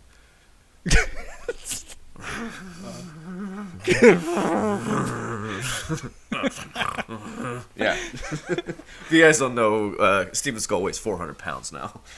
Oh yeah, he weighs as much as Haruo Nakajima wearing the Godzilla suit. He has a medicine ball for a belly. It's so funny, so perfectly round. I wonder if it's like that like firm primordial fat though. Oh, I'm sure like it is. If you kicked him, you'd like break your shin on it. He thinks that he's good at a martial art. I'm like, no, you have a stomach that's impenetrable. It's an iron gut martial art. You can try, but it's not gonna work. Yeah. Anyway, sorry, the train. Yeah, come and try it, big man. Try it, big tough lizard. Anyway, yeah, the train gets fucked. Miyahama tries to hop on a truck, which, again, Japan, they know how to evacuate, man. They parked this train. There's a whole bunch of trucks waiting down in a gully. All the passengers run out to these trains. Unfortunately, she gets kicked off of the fucking truck. Yeah. And she tries to take off on foot. And I remember being a child and watching every scene where this poor woman has to run and just rolling my eyes and like throwing my fists up in the air and being like, get your shit together, lady. Because like she hits that river and she's just like gives up, ragdolling herself around. It's like, oh my god, can you not stand up straight? Take those fucking heels off. Yeah, I still don't think that people. It was the 60s. Yeah, I was like, women don't know how to run. That's what men do. I'm like, no, they know how to do that. Yeah, it's the 60s. Women hadn't mastered the knife hand technique, the T1000 running method. It's kind of crazy to see in Mad Men. It's like, yeah, the girl, she thought of a tag for this campaign. It's crazy that she thought of that. I'm like, wow. No way. Wow. Yeah, it was a different world, and I would imagine even more so in Japan. Yeah, I'm just saying, like, as you pointed out, only a few years prior in '54, you have the lady in the room deferring to all the men and even taking people's jackets off without asking and stuff. Yeah. And for fuck's sake, she made a steak dinner for 2 people, and he kicked the door in and was a jackass, and she had it ready to go. Yeah. He came home from work to his neighboring apartment, not even the same apartment, and just expected a steak dinner. Jesus fuck. Yeah. Anyway, Fujita does find her. He takes a jeep, and there's a goofy alteration in the American cut where he comes across multiple people, like a Japanese military guy is like, oh, you can't go that way, you'll be killed. And in the Japanese version, he calls him a fucking idiot. In the American cut, he's like, no, don't do it, you'll be killed. And the Japanese one is like, Bakatare! It's like, fucking moron. You fucking idiot. And then he comes across an old man who also points out that's like, oh, everybody got away except for this one lady. But in the American cut, the old man just says, hey, Godzilla's coming, give me a ride. It's fucking great. But anyway, he does save her from the river. Godzilla doesn't even really get that close to her, but he's like looming above. And it does need to be said, the lighting and like the forestry miniatures here, and even like the like electrical cables, like the telephone poles along here, all look really good. And the lighting in particular just has a unique look to it, which, you know, first time we're seeing this particular character in color is a big deal. But yeah, she gets saved by her fiance. And in the meantime, though, King Kong is causing a ruckus on his big old raft on the ship at sea. So we had previously seen that they strapped a bunch of boxes of dynamite to the raft in case such a situation would arise. So the captain of the ship's like, oh, cut them loose, and they can't quite get it done in time. So Fred and Barney start shooting at the TNT stuff because I guess the plan is to blow the big monkey up. Yep. And Taco's like fighting them, and he's like, no, you can't do that. He's my client. We got a contract and shit. There's marketing dollars at stake. But long story short, they do set off the TNT. It does go kaboom. And then we get to see the Kong suit look as bad as it possibly can, which is, of course, when it is wet. Yes, it does look pretty bad. Luckily, we don't spend too much time. He just kind of splashes around angry in the water, and then we actually fade to black here, I think. Yeah, it is a fade, and we just kind of cut from that scene. But long story short, I guess he like followed the ship into Japanese waters. So actually, he follows them. I actually noticed them. Like, I found the fade to black very, I guess, relieving. It just felt really nice. I'm like, it was almost like a break for a second. It's like, okay, let's just fade. There's nothing to look at for a couple of seconds. Now let's get back into the next thing. Yeah, no, I know what you mean, especially since it's a good time saver too. Where it's like there's a lot of stuff that happened in the interim that we really don't need. Yeah. But now's where the movie really starts cooking, and that's when both monsters are on land, fucking finally. Yeah. But the real thing, the real star of the show in this movie, besides the monster fighting, of course, is again Japanese communal effort. The plans that these guys throw together, fucking phenomenal. I love watching this shit. No tension, no friction, no pushback. We just get planned together. It's insane. Yeah. They just come up with an idea and do it. Imagine that. Getting shit done. Yeah. Yeah, for real. And we get some lovely miniature shots of like a whole bunch of like Tinker Toys and oh, it's like Bob the Builder. Yeah, I was like, well, this is really funny. Yeah, I actually don't know the year the show The Thunderbirds came out. You know what I'm talking about. It's the one that Team America, the style of miniature and puppetry was taken from. Oh, I didn't realize that. Thunderbirds Are Go is what it was called. I want to say it was from the 60s. Yes, Kyle's doing an impression of the acting, and yes, it's exactly that. Yeah. It's like Kermit the Frog, except for a marionette. It's been a long time since I've seen Team America. I was in pain from laughing so hard at that movie. It's pretty fucking good. I actually kind of want to rewatch it now. I kind of want to revisit it. Yeah. And I'm one of those people that actually gets a kick out of just the presentation of it, like the writing aside and stuff. Like just the marionettes and the miniatures are enough to put a smile on my face. So I get two big pluses for me anyway. But we get to see this construction project going on because we had a military briefing earlier where it was decided that we have two means of potentially offing Godzilla. Because this movie takes place in the same continuity as the previous Godzilla movies, these people are aware that you can't just shoot the guy. You can't just lob a tank shell at him and kill him. So they're like, what else can we do? It's like, well, we have one plan where we dig a big old hole, and then we flood that hole with poison gas. It's like, that's kind of a savage move, but seems a little dangerous. I think you'd be better off with like a big bear trap where you have big giant spikes at the bottom. Well, and remember, this is 1962, so Mechagodzilla was off the table. Like, these days, that's actually probably the Japanese like #1 consideration. Where it's like any time a crisis occurs, it's like, can we build a Mechagodzilla? It's like, no, god damn it! It's like, god damn it, Senator Nakamura. Every fucking year, every single time we have an earthquake or a typhoon, you want to build a fucking Mechagodzilla. It's like, someday I'll slip it in on a bill. You won't see it coming. You won't see it coming. You won't see it coming, but I'll get my Mechagodzilla. Yeah. But the other plan is high tension wire, which this is kind of goofy because we did try this in '54. We did. It didn't work. It was like the T-Rex coming through in Jurassic Park. It's just like right through. This it movie really didn't fucking work. This is where I had a legit laugh. Was this part? So is this where he tries to? Is he trying to get through the wire at this point, or are we not quite there? No, this is actually where we get our customary Godzilla movie skirmish. So this is a thing that happens in a lot of Godzilla movies where there's a mid-movie clash of the two monsters, and it's usually very brief and disappointing, and then they part ways and then they come back for the climax. So right here is where Taco and Fred and Barney roll up in a car, and the military is just like hanging back and watching this shit unfold. And Godzilla and King Kong run up on each other in the woods. And it's really kind of cool because we get to see Fred, Barney, and Taco like with a camera, and like they're watching from the bushes, like just as like spectators essentially, because there's no like property damage at stake here. This is in the wilderness, so they're just like watching it like it's a wrestling match or something. And Taco even does a coin flip to see who's gonna win, and he votes for heads. It gets tails, so he's like, oh, shit. My boy Kong's gonna get thrashed. And funny enough, that's exactly what happens. I do love that the opening move is like Godzilla's in an elevated position. He's like up on a hill, and Kong's below him, and they're like gesticulating at each other. And before they even get at it with each other, like a helicopter flies in front of Godzilla, and just for no fucking reason, he just smokes it.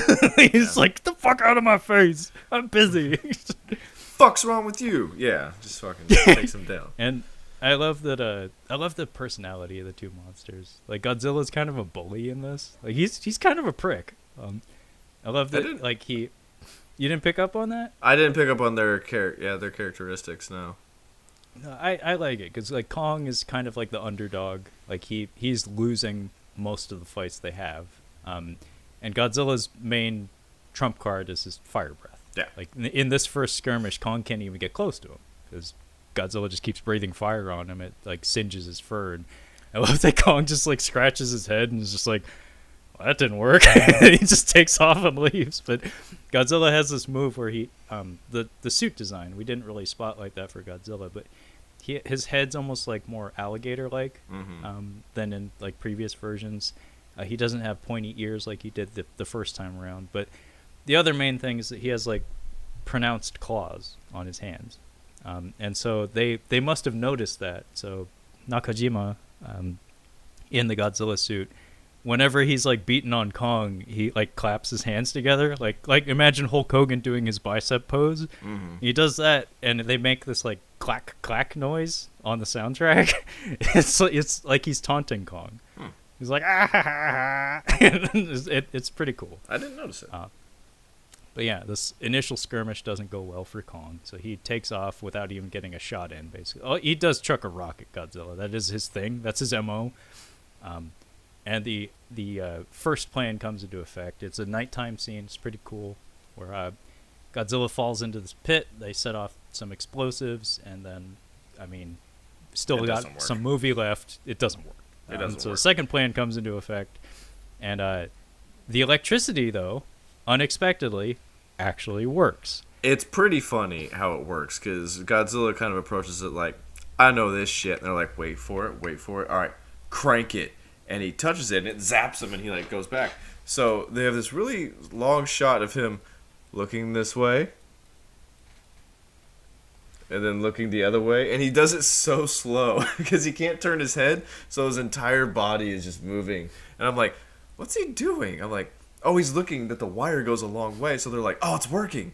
And he's like, for now, we're not so sure about this, but I guess he just keeps walking to try to find a way through.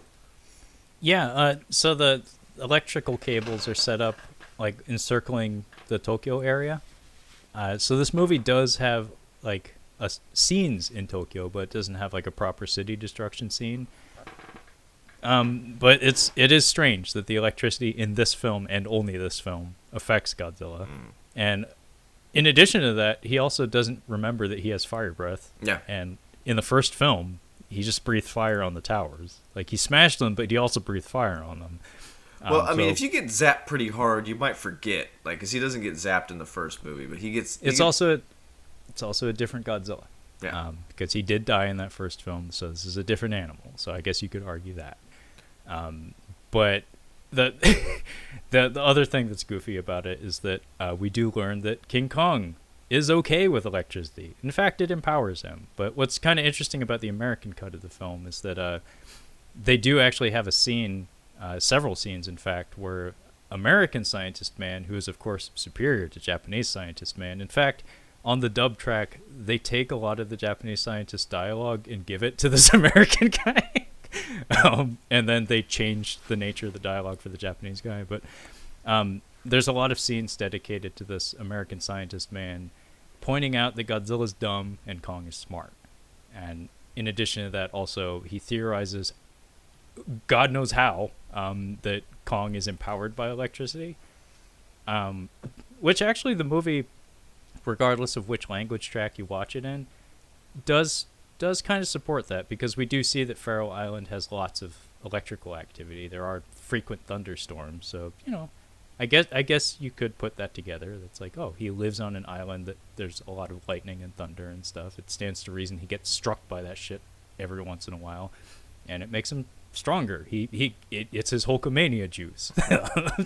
Like, he literally hulks up in this movie. But anyway, Tokyo is being evacuated because even though Godzilla was repelled, Kong is also in the neighborhood, and we do see him not only smash through the electrical towers, but also like bite into the cables and seem to enjoy it. So that's a problem. So he gets into Tokyo, unlike Godzilla, and he just kind of marches through the downtown area. I did love that he pauses for a second and he just punches a building. Like, he doesn't smash it. He doesn't smash it entirely. He just he stands next to it and he's like, boosh. just to let him know. Yeah, just let him know he's here. But mostly he just walks through town. And again, poor Miehama, same lady, is caught on a train. Different monster. Same manner of transportation, and he picks up her train car, and he scoops her out of it. So he does the Kong thing, where you find a pretty gal and march around town with her, but then he drops the train car, so everyone else in that vehicle is dead. That's pretty fucked. I didn't realize it was her. I thought he was just gonna eat her. I'm like, just eat her, come on. I thought they were gonna add another layer to this, but he doesn't eat her. He just takes her. It's one of those things where it's like it's expected at this point that Kong does that. Even Kong Skull Island did that to some extent with Brie Larson, where it's like it's not played up for much. Like it's barely an element of the movie, but it felt like shoehorned in, where it's like expected that some blonde lady will encounter Kong and he'll be taken with her in some way. I don't remember that. It's there. It's always there. Even King Kong Lives, he finds Lady Kong, who has like, I don't know, that like red clay colored hair. It's not quite blonde, but trying. But if this was 33 Kong, though, if he saw a dark haired woman, we know what he would do. Like, you're getting dropped, lady. Yeah. But anyway, he carries her through Tokyo, and he gets to the Diet Building, which Godzilla destroyed in his first appearance, so I guess they rebuilt it. And this is where the drums and the music come back into play, because Fred, Barney, and Taco run up on the military and tell them, "Hey, you can't shoot at Kong, even though you may be able to take him out here and now. You can't shoot at him because my sister is in his hands, in his clutches, if you will." So they come up with a plan, again, on the quick, to make like a weaponized version of the berry juice in like aerosol form, I guess, and explode some like charges of it above his head to get him a little bit woozy. And then they have Fred play his drums to the same tune that was played on Faroe Island. And this is what Kyle was talking about with the chants playing back. If it's diegetic or non-diegetic, we're not sure. But basically, they usher Kong to sleep. And again, we get some really cool communal effort on the part of the Japanese military, where we get a whole 5-minute scene where they come up with an idea where it's like, okay, we got two monsters, they both got to go. How do we fix this problem? It's like, well, let's throw them in a ring together and have them slug it out. So Godzilla is now climbing Mount Fuji. So it's decided that while Kong is asleep, we will use Fujita's wires to strap him to some giant balloons and airlift him via helicopter to Mount Fuji to drop him on top of Godzilla and force a conflict between the two monsters. I wish somebody would have had Jack Black and Tropic Thunder talking about, all right, so what we're going to do is we're going to put a bunch of wires underneath him, and then we're going to take the wires and we're going to hook him up to a bunch of helium balloons. Remember he's like, I was in a titty comedy, and we were going to use a brawl to shoot the uncool kids over to the hot girls area. They're just like, anyway, we're not going to do that because this is everything just that guy crazy. just said is bullshit. Yeah, everybody's dumber having heard it. Yeah. This I started laughing out really loud because it's so funny the way because when they actually do get the balloons up, he has one arm up in the air, one's kind of up a little bit, and then his legs he's just completely asleep and still, and they're just this thing is just floating in the air. It's really funny to see. It's really funny to see, but you know what, Kyle? In some of the trailers for Godzilla vs. Kong, I've seen that they do this in the new one. Oh my goodness! I was like, oh, that's cool. If you're gonna bring some stupid bullshit back from the original, it may as well be that stupid bullshit. Might as well. Yeah, no, it made me happy, and again, the whole scene of this whole operation coming together is pretty cool. You get to see all these people scrambling around. They all have destinies and duties they have to attend to. We have some straight up hand drawn cartoons crawling on top of Kong's sleeping body, where it's the outlines of human beings, but you can tell it's somewhere in the compositing process we couldn't quite figure out how to make something that small work on a blue screen, so they just hand animated the silhouettes of people. But yeah, him suspended from the balloons is pretty fucking goofy looking. It's pretty funny. And I love that when he wakes up, he just starts thrashing around, and very casually the helicopter pilots are like, well, cut him loose, and we're way the fuck up in the air. And I love that we get a puppet of Godzilla climbing up the mountain, climbing up Mount Fuji. And this is, I think, restricted just to this final act of the movie, but there are hand puppets, not sock puppets, but just miniature immobile puppets that are used for some of the the wider shots of these two monsters going at it. And this is literally just a toy Godzilla just kind of waddling up the mountain. And then we get a toy King Kong falling down above him on the mountain onto the slope of the mountain. And I love that the initial hit of this fight is King Kong semi-conscious sliding down the mountain and colliding with Godzilla. This is a really funny fight. It's really goofy. And more callbacks to the original King Kong. King Kong actually kind of gets scared and he hides down beneath a rock. And then he jumps on him. Yeah, it's kind of this is where the bits from the American version of the movie actually work a little bit, where it's he's a thinking creature, whereas Godzilla's brute force and kind of dumb. And actually him stepping into the trap in the pit and stuff, that actually works with his characterization in this, where it's he's kind of a big dumb lizard. He just kind of does things. He's not really terribly intelligent, but I just love that the first hit is Kong sliding into him he's going down a sled and just smashing into Godzilla. Godzilla goes tumbling down the mountain, and King Kong, when he gets up, he scratches his ass and just takes up off the mountain. Oh, it's like Jim Carrey at the end of Cable Guy when he's sliding down the satellite. His penguin slide. Yeah, that's kind of what it's like. Yeah, no, it is very much like that. But Kong, he tries to hide, and Godzilla completely misses him. He's apparently never played a Metal Gear game. He doesn't have he is actually a guard from a Metal Gear game because he has like a cone of vision. And as long as you stay out of that cone, he is not aware of you. You can make all the noise you want. He's just like, I don't know. It's like, I only got what's in front of me. That's all I got to work with. Yeah. He has no peripherals. He is without peripherals, Kyle. But, Kong goes to his go-to attack pattern here, which I would assume is going to pop up in the new movie, where he immediately goes for the tail. Yeah. He tries to yank on it, but Godzilla like flips him around, and we see that there's like a strength differential between the two of them, where Godzilla seems to have an edge on him. So like every time Kong grabs his tail, he just kind of like throws him off. Well, it's interesting because they have completely different proportions. Godzilla's like a pear. Like he's very heavy on the bottom, and then he gets very thin on the way up. Gorillas are completely the opposite. They're actually very top heavy, and then they have smaller legs. So it'll be interesting to see how that plays out. Yeah, in the new one, I think Godzilla has a slight height advantage, but I think the proportions are preserved. Actually, Japanese audiences in particular had a good chuckle at Godzilla 2014 because they were calling him like thick Godzilla essentially. Thick boy, he is kind of chubby, especially in the thigh region. Like he has no thigh gap. He has no thigh gap.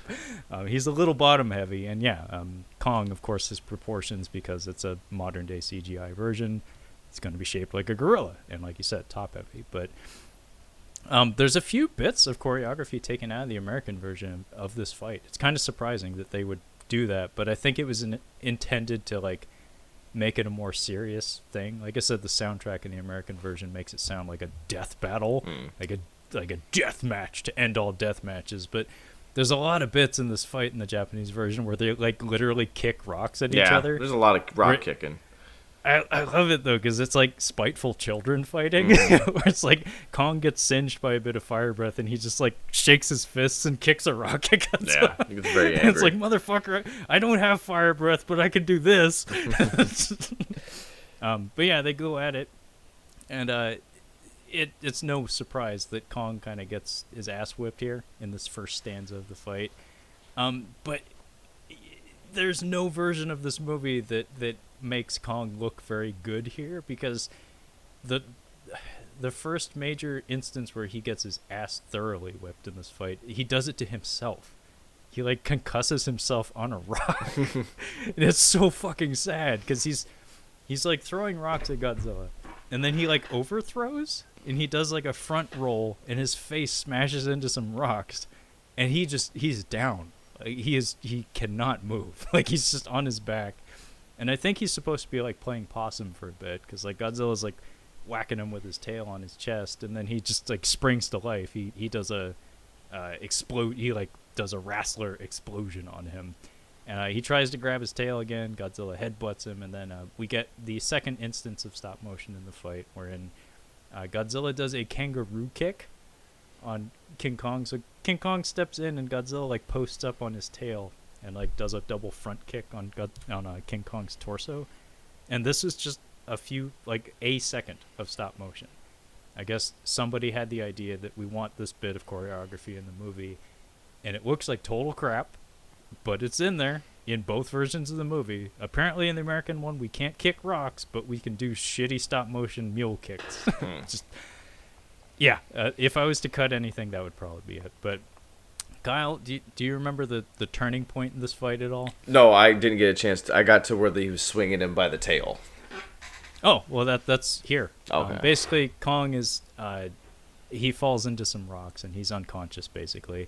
But just in time, we have divine intervention in the form of a thunderstorm that just spontaneously appears in the sky. And Kong's face gets lit up with some thunderbolts, and he gets up and he literally hulks up. He's like 5 times as strong now, and he just starts beating the shit out of Godzilla. So every time he touches Godzilla at this point, we get to see like some hand-drawn optical effects of like electricity going through his fingers and into Godzilla's skin. It's kind of cool looking. It's like he has like thunder grip. But we do get the iconic tail swing, where the thing that apparently Kong has been trying to do this entire movie He does spring to life. He grabs Godzilla by the tail and he swings him across the fucking room. It actually like makes me think of Die Hard with a Vengeance, where there's a hilarious cut where Bruce Willis is fighting. Is it Targo? I think. There's three major bad guys in Die Hard with a Vengeance. There's Simon, of course. There's the creepy lady, and the tall guy. There's the tall guy. Yeah. He has a fist fight with him on the ship, like in the shipping container area. Yeah. And there's a hilarious cut where they're in the middle of a fight. Last time we saw Bruce Willis, he was on the ground and the guy was like walking up to him. There's some dialogue between like Sam Jackson and Jeremy Irons.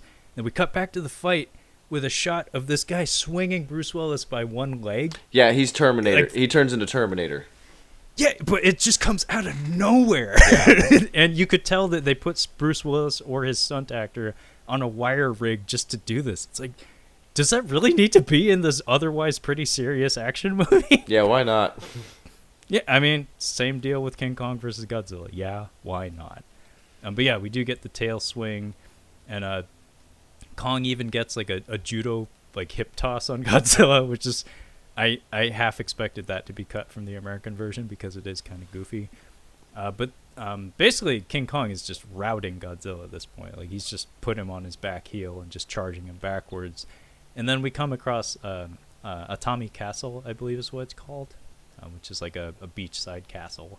And this is where we get our big destruction scene in the movie because we really have been deprived of that.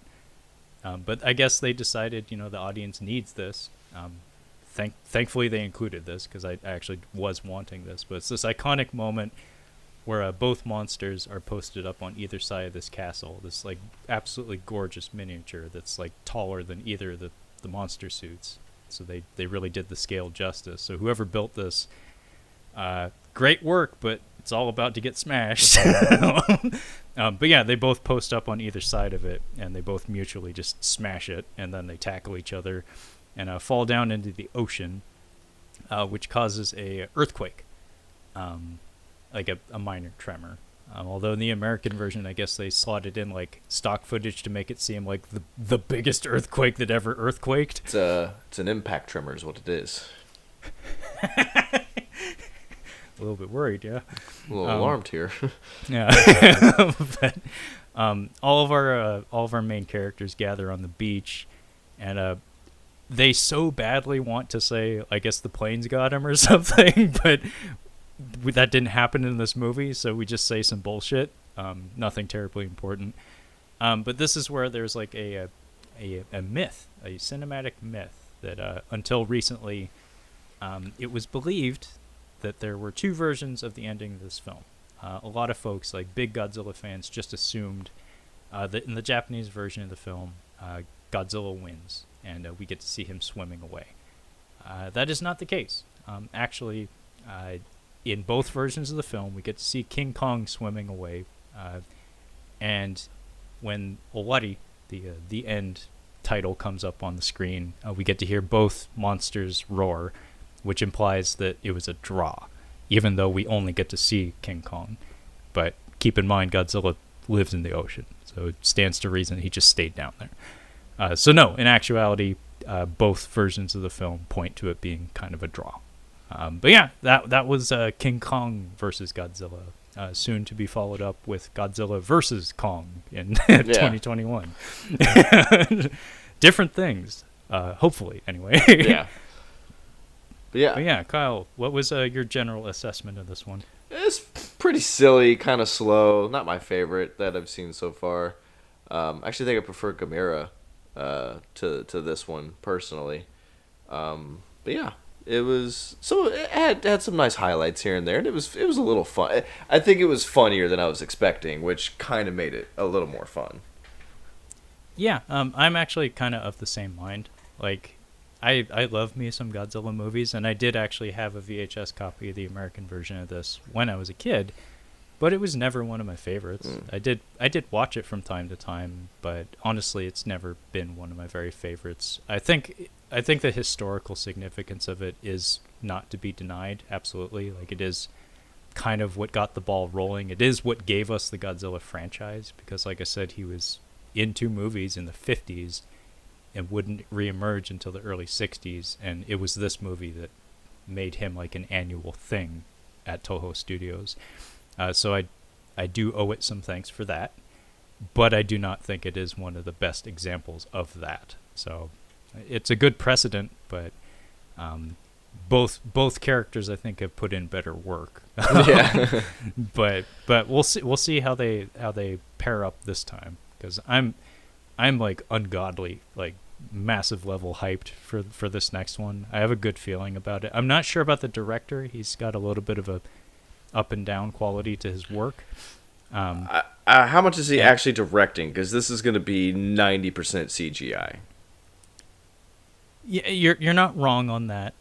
So it could be the case where I have heard rumors that the amount of monster action in the movie is not going to disappoint people. Okay. Like if that's all you care about seeing, apparently they went to great lengths to deliver on that end of things, which for filthy casuals is probably going to be important, because it's like I said, King of the Monsters did not do as well as you may have expected, and a lot of that I think had to do with the general pace of the film and the lack of monster action.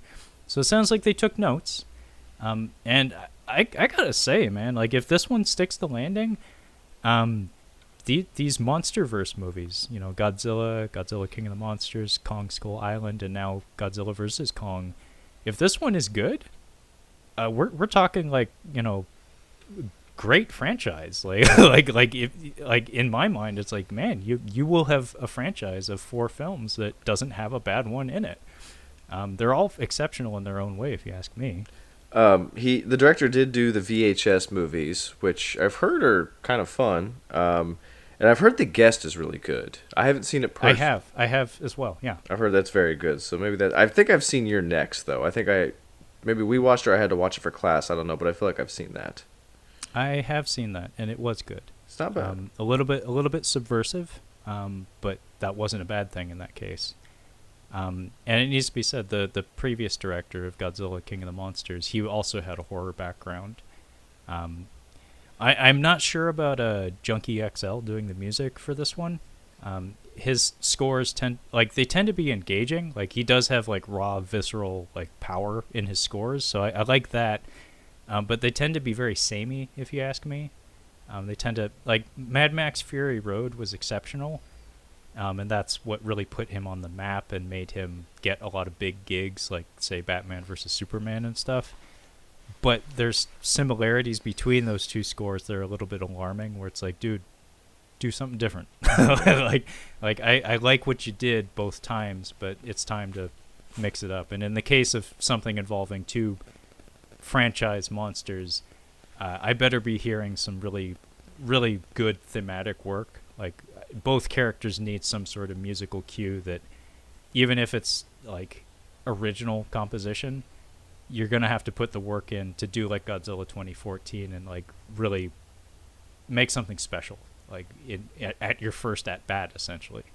Because Godzilla King of the Monsters coasted quite a bit. Bear McCreary did the score for that. It's a fantastic score, but he was very, very, very wise to incorporate a lot of the classic Godzilla themes into that score, because it was essentially a classic Godzilla movie.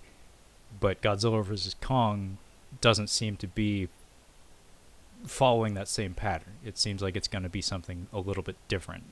In fact, out of necessity, it seems like it has to be something different. Otherwise, you're just going to be repeating yourself endlessly. But yeah, I hope it's good. Yeah. And I think I can say pretty confidently I expect it'll be better than the original. So, yeah, this is not one of my favorite Godzilla movies, but I thought it would be fun to cover it in anticipation of the new one. Anything else you wanted to add, Kyle? Nah. Okay, well, that's a wrap on King Kong vs. Godzilla, directed by Ishiro Honda from 1962. But in the meantime, if you would like to catch up on any of our other Catching Up on Cinema content, you can find all of that collected on our website at catchinguponcinema.com. We also have a couple of social media accounts in the form of an Instagram at Catching Up on Cinema, as well as a Twitter at Catching Cinema. So feel free to hit us up there if you so please. And the podcast is available on pretty much any podcast outlet you can imagine. So Google it. That being said, thank you so much for listening, and we will catch you next time. Yeah.